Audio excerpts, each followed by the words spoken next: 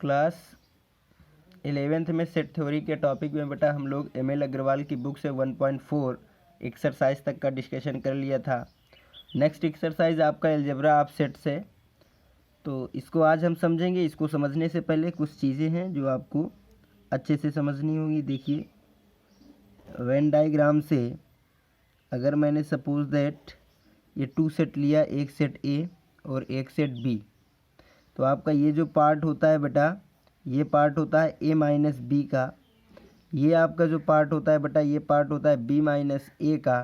और ये जो पार्ट होता है ये होता है ए इंटरसेक्शन बी का पार्ट होता है बेटा।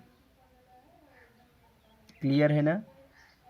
अगर मैं इसी में ए कॉम्प्लीमेंट की बात करूं, अगर सपोज दैट ये आपका यूनिवर्सल सेट है कोई और ये आपका सेट कोई ए है, तो जो ए कॉम्प्लीमेंट होता है नॉट इन ए, जो ए में ना हो बेटा वो होता है नॉट इन ए, ये यूनिवर्सल सेट होता है।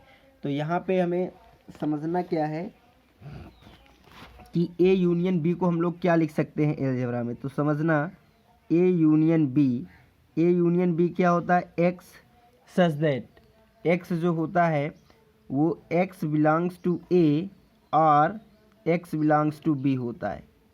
यानी जो ए यूनियन बी में एलिमेंट आएगा, यानी ए यूनियन बी आपका ये टोटल है, इन तीनों पार्ट को मिला देंगे तो ये आपको ए यूनियन बी बनेगा। तो ए यूनियन बी क्या है, या तो ए का पार्ट हो या बी का पार्ट हो या कॉमन पार्ट हो, इन थ्री में से कहीं एक का एलिमेंट जरूर हो। एक्स बिलोंग्स टू ए यानी एक्स ए का हो या फिर एक्स बी का हो। तो ए का तो इतना पार्ट आ गया और बी का यहाँ का पार्ट आ गया, यानी इन तीनों को मिला के आपको किसी एक में होना ही चाहिए, वो आपका ए यूनियन बी में आता है। As it is A intersection B में क्या होता है, तो अलजेब्रा में लिख सकते हैं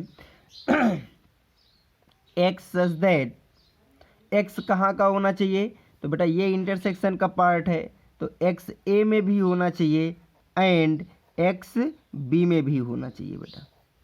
एक्स ए में भी हो और एक्स बी में भी होगा, तब हम लोग बोलेंगे ये ए इंटरसेक्शन बी में है।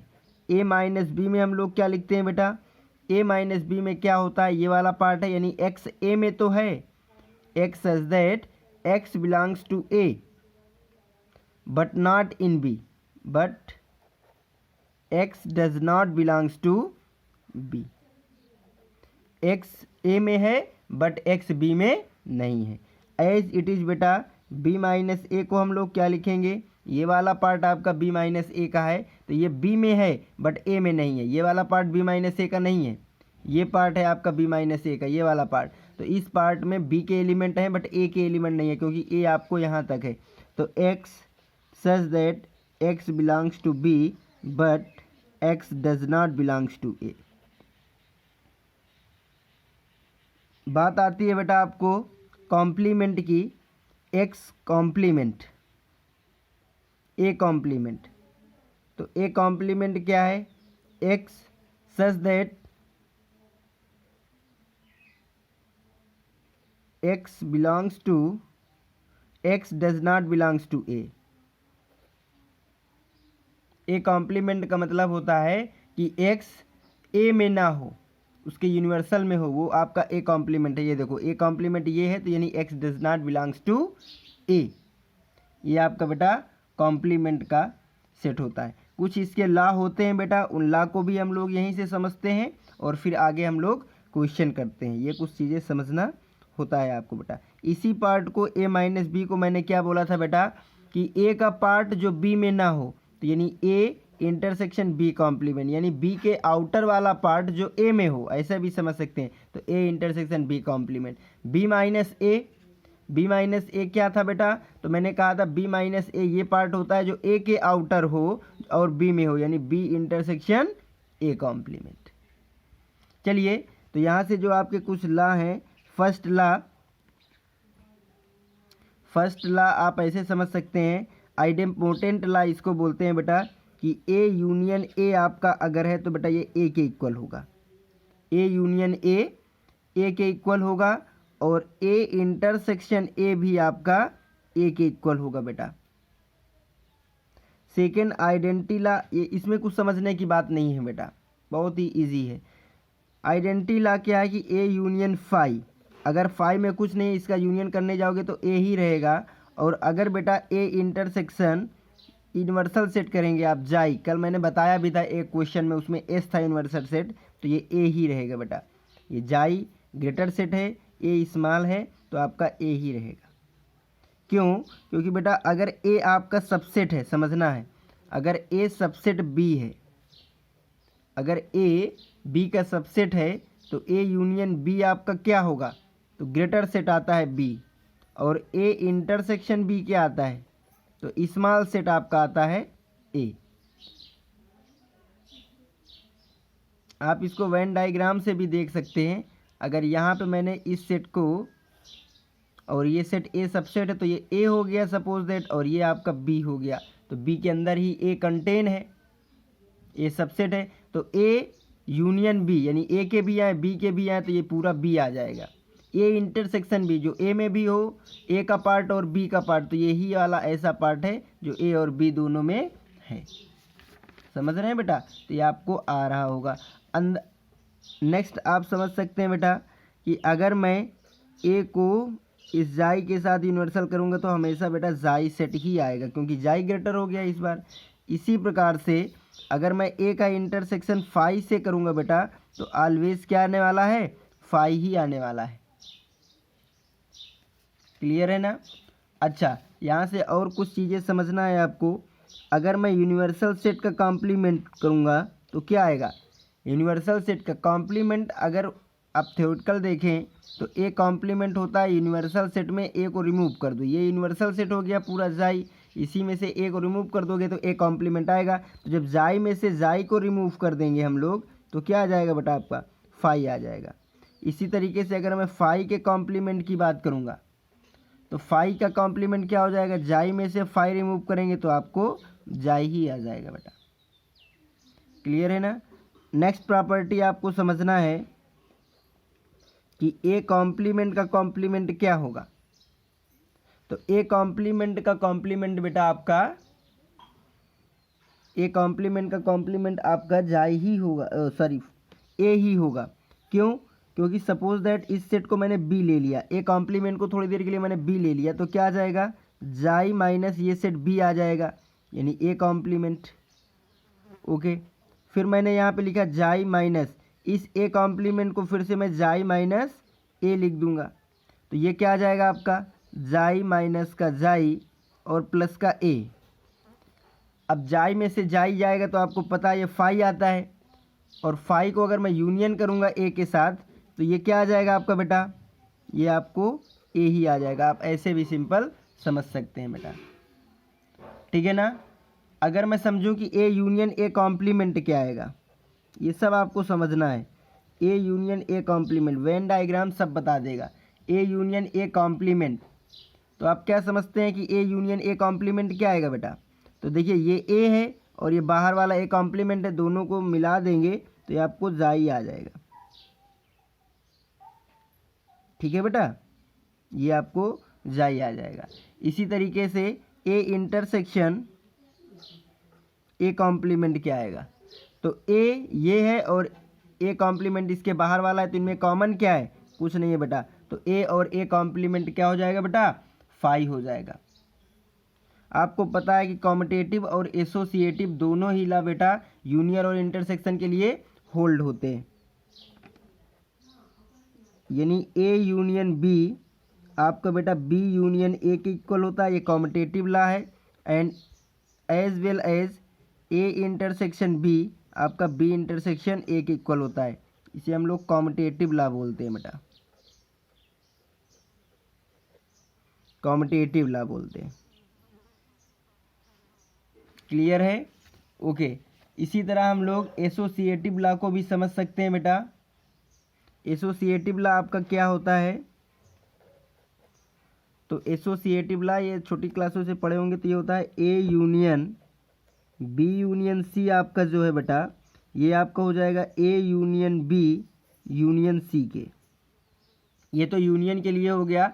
इंटरसेक्शन के भी लिए लिख सकते हैं बेटा A intersection B intersection C equal to A intersection B intersection C. ये आपका एसोसिएटिव लॉ हो गया बेटा, इसे हम लोग बोलते हैं associative law.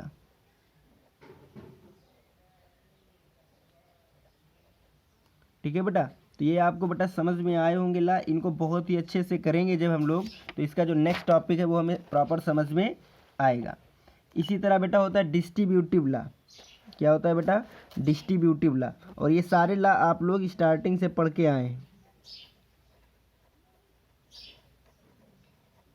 Distributive law, suppose that अगर आपने पढ़ा कैसे है, सपोज दैट मैंने ए क्रॉस बी प्लस सी पूछ लिया, यानी ए का मल्टीप्लाई बी प्लस सी में करना है, तो ये होता है मल्टीप्लिकेशन का डिस्ट्रीब्यूशन ऑन एडिशन। तो कैसे लिखते हैं? ए इंटू बी प्लस ए इंटू सी, यही तो लिखते हैं बेटा।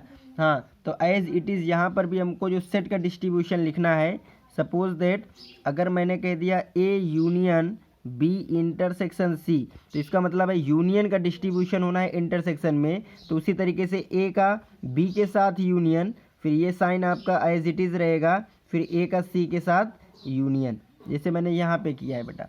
इसको हम लोग distribution of union on intersection बोलते हैं बेटा। क्लियर है ना? अब इंटरसेक्शन का अगर यूनियन में डिस्ट्रीब्यूशन करना है तब भी आप कर लेंगे बेटा। वो क्या हो जाएगा?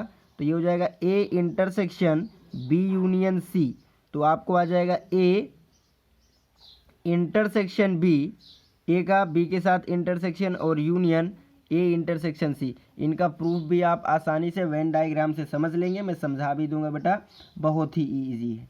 नेक्स्ट आपका एक लॉ आता है बेटा, इंपॉर्टेंट लॉ है जो, जिसे हम लोग बोलते हैं डिमॉर्गन्स लॉ ऑन सेट। ठीक है बेटा, डिमॉर्गन्स लॉ क्या है बेटा? तो ये होता है कि ए यूनियन बी का अगर हमें कॉम्प्लीमेंट करना है, तो ये आपको होता है A complement intersection B complement as it is. यहाँ पे हम लोग ऐसे भी समझ सकते हैं कि ए इंटरसेक्शन बी का अगर कॉम्प्लीमेंट करने जाएंगे, तो ये ए कॉम्प्लीमेंट, कॉम्प्लीमेंट को सी या डैश से डिनोट करते हैं, यूनियन बी कॉम्प्लीमेंट हो जाएगा बेटा। A complement union B complement, यहाँ तक किसी को डाउट नहीं होना चाहिए। तो ये आपकी कुछ प्रॉब्लम थी बेटा जो मैंने बताई आपको, यहाँ पे समझाया। ऑलरेडी मैंने ये आपको बता ही दिया है बेटा कि जो ए माइनस बी आपको होगा, वेन डायग्राम से बता दिया है, जो ए माइनस बी होगा तो ए का पार्ट जो बी के आउटर है, तो इसको हम लोग ए इंटरसेक्शन बी कॉम्प्लीमेंट भी लिख सकते हैं। एंड बी माइनस ए क्या होता है बेटा? बी का पार्ट जो ए के आउटर है, यानी बी इंटरसेक्शन ए कॉम्प्लीमेंट हम लोग इसको लिख सकते हैं। ठीक है, ये भी मैंने बता दिया कि अगर ए बी का सबसेट है, if A is subset of B, तो इफ़ एंड ओनली इफ़ जो ए इंटरसेक्शन बी होगा वो किसके इक्वल होगा? तो स्मॉल क्या है? ए, तो स्मॉल आता है इंटरसेक्शन में।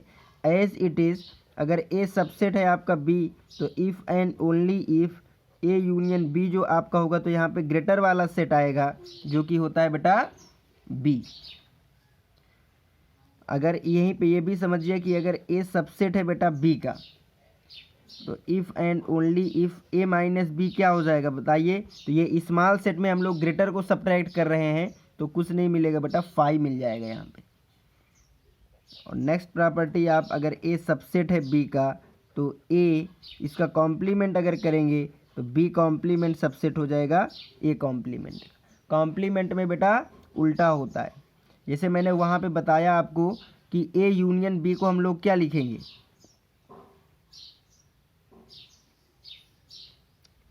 ए यूनियन बी, इसको मैंने लिखा है x such that x belongs to A और एक्स बिलोंग्स टू बी, ऐसे लिखा है। बट ए कॉम्प्लीमेंट के केस में क्या हो जाएगा? कॉम्प्लीमेंट नहीं, सॉरी, अगर मैं यहाँ पे X belongs to A union करूँगा कि यानी एक्स आपका ए यूनियन बी में बिलोंग कर रहा है, तो इसका मतलब एक्स क्या होगा? एक्स ए का होगा या एक्स बी का होगा। अगर मैंने सपोज दैट यहाँ पे लिख दिया कि X does not belongs to A union B, यानी एक्स आपका ए यूनियन बी में नहीं है, तो इसका मतलब क्या हो जाएगा कि एक्स सच दैट, या तो बेटा एक्स ए में नहीं होगा, एंड आएगा यहाँ पे एक्स बी में भी नहीं होगा, डज नॉट के केस में। एक्स ए में भी नहीं होगा और एक्स बी में भी नहीं होगा। एज इट इज़, अगर एक्स मैंने कह दिया कि ए इंटरसेक्शन बी में है तो इसका मीनिंग होता है कि एक्स आपका ए में भी है एंड एक्स आपका बी में भी है। बट अगर मैंने कह दिया X does not A intersection B तो इसका मीनिंग क्या है, एक्स या तो ए में ना होगा बेटा आर, अथवा एक्स आपका बी में नहीं होगा। तो अपोजिट हो जाता है, जब बिलोंग की बात होती है तो यहाँ पे आर आता है, जब डज नॉट बिलोंग के आता है तो यूनियन के केस में यहाँ पे एंड आता है। इसका बहुत ही मेन रोल है। बिलोंग के केस में इंटरसेक्शन में आता है आपको एंड और डज नॉट बिलोंग के केस में आता है आर। ये कॉमन सेंस से आप इसका यूज कर सकते हैं। तो आपकी बुक में जो इलस्ट्रेशन लिखे हुए हैं बेटा वो मैं यहाँ पे करा रहा हूँ। पहला जो प्रूफ है वो आपको A union B intersection C, A union B intersection A, ये आपको डिस्ट्रीब्यूटिव जो ला है एग्जाम्पल फर्स्ट उसको वेन डायग्राम से प्रूफ करने को कहा है इसने। तो आपको मैंने बता दिया कि A union B union C जो होता है वो आपका बेटा A union B intersection A union C होता है, जो डिस्ट्रीब्यूटिव ला है। यहाँ पे गलत हो गया, ये इंटरसेक्शन होगा। ठीक है बेटा, ये डिस्ट्रीब्यूटिव ला किया गया है, यूनियन ऑन इंटरसेक्शन। तो इसको वेन डायग्राम से प्रूफ करने को कहा है। तो सबसे पहले हम लेफ्ट हैंड साइड के लिए बनाते हैं। तो बी इंटरसेक्शन ए क्या हो जाएगा, उस बी इंटरसेक्शन सी। तो देखो समझो बेटा, 3 सेट हैं आपको ए बी और सी, A B C.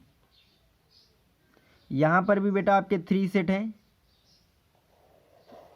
A B और सी। देखो यहाँ पे समझो पहले बी इंटरसेक्शन सी, तो अगर ये बी है और ये सी है तो बी इंटरसेक्शन सी आपको ये पार्ट आएगा। क्या ये सभी को क्लियर है बेटा? बी इंटरसेक्शन सी जो मैंने डिफाइन किया है यही पार्ट होगा। इसके बाद क्या करना है, ए के साथ यूनियन करना है। तो ए क्या आएगा बेटा आपका, ए क्या आएगा, तो आपको पता है कि ए का ये वाला पार्ट है, ये जो होल पार्ट है बेटा ये ए का पार्ट है। तो अगर मैं इन दोनों को मिला दूंगा तो आपको कौन सा पार्ट मिल जाएगा बेटा, ए यूनियन बी इंटरसेक्शन का कौन सा पार्ट आपको मिल जाएगा।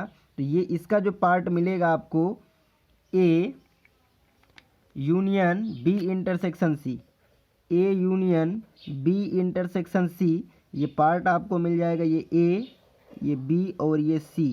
तो ए बी सी, तो ये आपको टोटल ए मिल जाएगा बेटा यहाँ से, क्योंकि यूनियन चाहिए, और ये इंटरसेक्शन वाला भी पार्ट मिलेगा।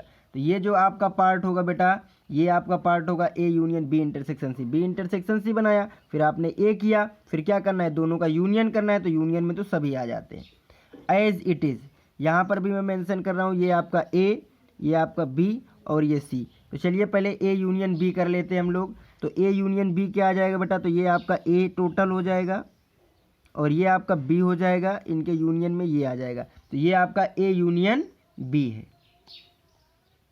यहाँ तो किसी को डाउट नहीं होगा बेटा। ए यूनियन बी के बाद क्या करना है, ए यूनियन सी। तो ये ए है और ये सी है। चलिए मैं इसको मैं लिख दे रहा हूँ, ये आपका ए यूनियन बी है। फिर यहाँ से मैं एक फिगर बना रहा हूँ, ए बी सी। यहाँ लिखना क्या है, ए यूनियन सी। तो ये ए है और ये सी है, तो ये पार्ट आपका आ जाएगा बेटा ए यूनियन सी का, ये पार्ट है आपका ए यूनियन सी का। अब इनका क्या आ जाएगा बेटा, इन दोनों को आपको लेना है इंटरसेक्शन, इसका भी और इसका का, जो आपका रिजल्ट बना देगा A union B intersection A union C का। तो अब इन दोनों का रिजल्ट बताइए बेटा। देखिए आप समझिएगा कि दोनों में इंटरसेक्शन, ये वाला पार्ट आप देख रहे हैं ए का, इसमें भी है और इसमें भी है। देखो होल ए, टोटल ए को देखो तो इसमें भी है बेटा और इसमें भी है, तो ये टोटल ए तो ज़रूर आएगा। तो आप यहाँ पे देखिएगा, ये ए, ये बी और ये सी, ए बी और सी, तो ये टोटल ए पहले आप बना दीजिएगा, क्योंकि ये बेटा इसमें भी है और इसमें भी है, तो ये कॉमन आ जाएगा। अब बात करते हैं बी के इस पार्ट को। तो बी का इसका पार्ट यहाँ पे तो है, बट बी का पार्ट यहाँ पे नहीं है, तो यहाँ पे नहीं आएगा बेटा। क्लियर है ना। फिर सी के पार्ट को करते हैं तो सी का पार्ट यहाँ नहीं है, यहाँ है, तो इससे कोई मतलब नहीं। ये ऐसा पार्ट है ये वाला बेटा, ये ऐसा पार्ट है जो इन दोनों में है, तो ये पार्ट फिर से आ जाएगा बेटा। तो आप देख रहे हैं कि ये दोनों ही फिगर सेम है। दैट इज़ आप बोल सकते हैं कि A union B intersection C जो होता है वो A union B intersection A intersection C के इक्वल होता है। इसे हम लोग डिस्ट्रीब्यूटिव लॉ बोलते हैं। और भी इसी तरह के जो भी लॉ हैं बेटा हम उनको समझ सकते हैं। इसी तरह से बेटा और भी एग्जांपल है जिनको हम लोग वेन डायग्राम से या कुछ एलजेब्रा के टॉपिक से हम लोग उनको सॉल्व करने की कोशिश करेंगे। मैं सारे एग्जांपल इसके कराऊंगा बेटा। देखिए एग्जांपल नंबर 2 आपकी जो एक्सरसाइज है बुक में वो लिखा हुआ है कि if A B are any sets proof that A minus B equal होता है ए इंटरसेक्शन बी कॉम्प्लीमेंट के। तो ये तो बेटा मैंने काफ़ी बार वेन डायग्राम से बताया है आपको कि अगर ये सेट आपका ए है और ये सेट आपका बी है, ये ए है ये बी है, तो ए माइनस बी का ये पार्ट होता है ए माइनस बी। ओके, ए माइनस बी ये आ गया। अच्छा, यहाँ से अगर ए इंटरसेक्शन बी कॉम्प्लीमेंट बनाया जाए तो देखो समझना यहाँ पे बेटा, ये सेट ए है और ये बी है। चलिए मैं इसको ऐसे लिख रहा हूँ, राइट बेटा। तो बी कॉम्प्लीमेंट क्या आएगा, बी कॉम्प्लीमेंट आएगा बी के बाहर वाला पार्ट। तो बी के बाहर वाला ये पार्ट होगा, ये आपका बेटा बी के आउटर पार्ट होगा। बी के आउटर पार्ट जो ए में है, तो ए में ए बना दीजिए आप, तो ए आपका कितना आ जाएगा, तो ए आपका ये आ जाएगा। ठीक है ना बेटा, आप समझ रहे हैं ए क्या आ जाएगा। देखिए मैंने बी कॉम्प्लीमेंट बना दिया, अब ए बना दो, तो ये पूरा आपका ए है। अब दोनों का इंटरसेक्शन यानी जो बी कॉम्प्लीमेंट में भी हो, ठीक है ना, और ए में भी हो, तो देख रहे हैं ना आप, ये वाला जो आपका पार्ट है ना, इसको हम लोग ऐसे भी लिख सकते हैं। तो ये वाला पार्ट आपका आ रहा है, ये आपका ये वाला पार्ट जो आ रहा है, ये पार्ट आपका बेटा क्या आ रहा है, ए इंटरसेक्शन बी कॉम्प्लीमेंट। और ये दोनों सेम है, तो हम लोग इनको लिख सकते हैं। आप एलजेब्रा के तौर पे भी समझ सकते हैं बेटा, इसको समझ सकते हैं क्या कि A minus B A intersection B complement के इक्वल आता है। तो ए माइनस बी को आप क्या लिख सकते हैं, मैंने अभी अभी पीछे बताया हुआ है, ये है x such that x belongs to A and x but x does not belongs to B, या एंड एक्स ए में है बट एक्स बी में नहीं है। तो x such that x belongs to A and x B में नहीं है, तो कहाँ पे होगा, बी के कॉम्प्लीमेंट में होगा बेटा। ये मैंने बताया हुआ है कि अगर एक्स बी कॉम्प्लीमेंट में है तो एक्स बी में नहीं होगा, और एक्स बी में है तो एक्स बी कॉम्प्लीमेंट में नहीं होगा। तो यहाँ से समझिए क्या आ गया कि x such that x belongs to A and x belongs to B complement. इसका मतलब हो गया कि x belongs to A intersection B complement, क्योंकि एंड आ गया बेटा, है ना। तो यहाँ से हम लोग लिख सकते हैं कि एक्स आपका कहाँ पे है, ए माइनस बी से लिए हैं, और एक्स आपको आ गया ए इंटरसेक्शन बी कॉम्प्लीमेंट में। दैट इज़ जो ए माइनस बी है वो ए इंटरसेक्शन बी कॉम्प्लीमेंट के इक्वल है बेटा। आप ऐसे भी इन एग्जाम्पल्स को बहुत ही सिंपल वे से समझ सकते हैं बेटा। नेक्स्ट प्रॉब्लम हम लोगों को समझना है एग्जाम्पल 3। एग्जाम्पल 3 क्या है बेटा कि if A and B are any two sets. इनको बहुत ही अच्छे से समझना है बेटा, तभी आएगा ये समझ में, और प्रैक्टिस करना है इसकी। तो प्रूफ दैट, आपको प्रूफ क्या करना है, फर्स्ट ये मैंने करवाया भी है अभी, ए सबसेट ए यूनियन बी, और सेकंड आपको प्रूफ करना है कि ए इंटरसेक्शन बी ये सबसेट होगा ए का। तो ये बेटा ए का ही नहीं, इसका आप ये पार्ट भी लिख सकते हैं कि बी भी सबसेट होता है ए यूनियन बी का, और यहाँ पर भी आप लिख सकते हैं कि ए इंटरसेक्शन बी सबसेट होता है बी का भी। अच्छा, एक चीज़ मैंने वहाँ पे बताना भूल गया हूँ बेटा, कभी भी अगर ए सबसेट बी हो जाए एंड बी सबसेट ए हो जाए तो इसका मीनिंग होता है ए इक्वल टू बी। अगर कभी भी ए इक्वल टू बी दिखाना हो तो आपको ए सबसेट बी और बी सबसेट ए शो करना होता है बेटा, ठीक है ना। ये डिमॉर्गन्स लॉ, और यहाँ पे तो समझ गए, यहाँ पे आप समझ सकते हैं बेटा, कभी भी यहाँ आप रूल से लिख सकते हैं कि अगर ए सबसेट बी हो जाए एंड बी सबसेट ए हो जाए that is A equal B हो जाएगा। एक चीज़ और यहाँ पे समझ लीजिए कि अगर एक्स ए में बिलोंग कर जाए और एक्स बी में बिलोंग कर जाए तो इसका मीनिंग होता है कि ए सबसेट हो जाएगा बी का। एक्स ए में हो जाए और एक्स बी में भी हो जाएगा तो ए सबसेट हो जाएगा बी का। या आप ऐसे समझ सकते हैं कि if A subset of B then x belongs to A, तो ये नेसेसरी हो जाएगा कि एक्स बिलोंग्स टू बी। अगर एक्स ए में बिलोंग करेगा तो एक्स बी में ज़रूर बिलोंग करेगा, बट एक्स बी में बिलोंग करेगा तो ज़रूरी नहीं कि एक्स ए में बिलोंग करेगा, है ना। एक्स बी में बिलोंग करेगा तो not necessary that is x belongs to A. ये ज़रूरी नहीं कि एक्स ए में बिलोंग ही करे अगर ए सबसेट है बी का, है ना। तो इससे काफ़ी हम लोगों को हेल्प होती है प्रूफ करने में इस वाले को, ठीक है। कभी भी ए इक्वल टू बी दिखाना हो तो पहले ए को बी का सबसेट दिखा देंगे। ए को बी का सबसेट कैसे दिखाएंगे, एक्स का एक्स ए में एलिमेंट दिखा देंगे और एक्स बी में एलिमेंट दिखा देंगे, तो यहाँ से ए सबसेट हो जाएगा बी का।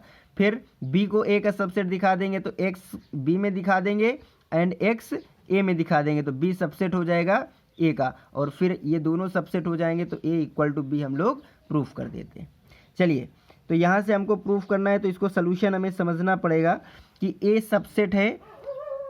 ए सबसेट है तो कैसे हो जाएगा बेटा कि कोई भी ए इसका सबसेट दिखाना है तो कोई भी एक्स हम ए में लेंगे। एक्स कहाँ पे लेंगे बेटा, ए में, और आपको शो करना होगा कि जो एक्स है वो ए यूनियन बी में भी होगा। एक्स ए में है तो एक्स ए यूनियन बी में भी होगा। अच्छा, ए यूनियन बी में कैसे एलिमेंट होते हैं, या तो ए का एलिमेंट होगा या तो बी का एलिमेंट है, तो एक्स ए में तो है ही, तो अगर मैं लिख दूं or x belongs to B तो कोई रॉन्ग नहीं होगा बेटा। एक्स ए में है, एक्स जो है आपका ए में है तो वो तो मैंने लिखा ही है ना, मैंने और एक्स्ट्रा कर दिया है कि एक्स आपका बी में है। क्यों? क्योंकि ये इम्प्लाइज का साइन है। इम्प्लाइज के साइन में क्या होता है कि ये होगा तो ये होना चाहिए, बट ये है तो ज़रूरी नहीं कि ये होना चाहिए। तो एक्स ए में है तो एक्स ए में तो मैंने लिखा ही लिखा है, उसके एक्स्ट्रा और मैंने लिख दिया तो कोई गलत नहीं है। तो एक्स बिलोंग्स टू ए, ये डिफिनीशन किसकी है, यूनियन बी की बेटा। तो एक्स ए में है और एक्स ए यूनियन बी में है, जैसे मैंने बताया एक्स ए में है और एक्स बी में है तो ए सबसेट है बी का, that is A subset A union B. बेटा अगर ये समझ में नहीं आएगा तो आप सोचेंगे कि ये पता नहीं चल क्या रहा है, और समझ जाएंगे तो आपको बहुत ही समझ में आएगा और अच्छा भी लगेगा। चलिए नेक्स्ट प्रॉब्लम हम लोग इसको समझते हैं, ए इंटरसेक्शन बी। तो हम लोग यहाँ पे x जो है इस बार कहाँ पे ले लेंगे, इंटरसेक्शन में। आप राइट लेफ्ट वाले में लिया करिए। तो यहाँ से x belongs to A intersection B, ये फॉर ऑल x के लिए होता है बेटा, ठीक है ना, फॉर ऑल x, यानी सभी a के लिए, ऐसा नहीं एक एलिमेंट दिखा दीजिए, ठीक है ना। फॉर ऑल x और x belongs to A intersection B, सभी x ए इंटरसेक्शन बी में है। तो इसका मीनिंग क्या होता है कि x आपका a में होगा एंड x b में है। अच्छा, आपको करना क्या है कि इसका सबसेट दिखाना है a का, तो इसका मीनिंग क्या हो जाएगा कि x आपने a में तो दिखा ही दिया, b में है, बिल्कुल सही है, बट आपको मतलब है a से, a में भी है और b में भी है। तो इसका मतलब क्या है कि x ए इंटरसेक्शन बी में अगर है तो वो ए में ज़रूर है, तो इसका मतलब ए इंटरसेक्शन बी जो है वो सबसेट हो गया ए का, और एज इट इज़ आप B subset A union B का भी पार्ट कर सकते हैं, एज इट इज़ सेम ही होगा सिमिलरली, ठीक है। नेक्स्ट क्वेश्चन हम लोग समझते हैं बेटा। वैसे नेक्स्ट क्वेश्चन का भी टाइम नहीं रह गया है तो हम लोग ये नेक्स्ट सेशन में करेंगे। नेक्स्ट सेशन में आपको केवल क्वेश्चन करना है, तो उम्मीद है अगर एग्जाम्पल आप करेंगे तो अच्छे से समझ में आएगा। आज की क्लास यहीं तक। ओके बेटा, टेक केयर।